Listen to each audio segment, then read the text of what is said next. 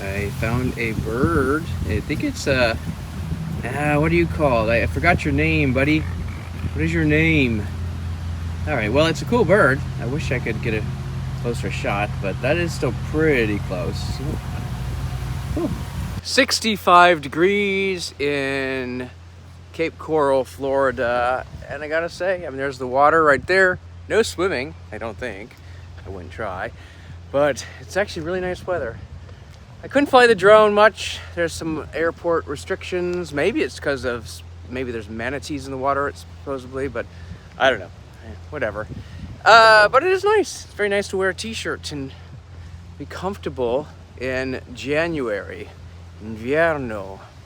January. But I'm having a nice day. This is my last day here, so I'm gonna enjoy it. I found a bird. Probably will fly away, but if you do, I will get you on video flying away. If you don't, I'll get you video nice and close.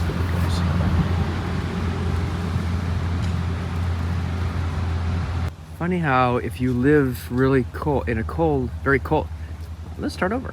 Funny if, okay, take 3.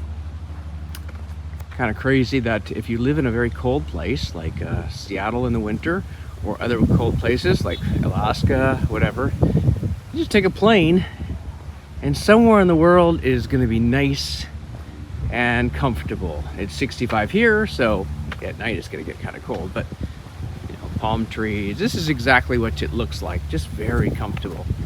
Highly recommend it. Trying it out.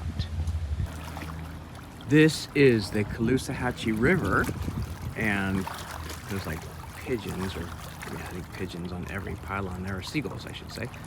And it's pretty cool. Just a huge, huge river. It's more of an estuary at this point, probably, but nice. And some looks like volcanic rocks, I would say. These look like volcanic rocks.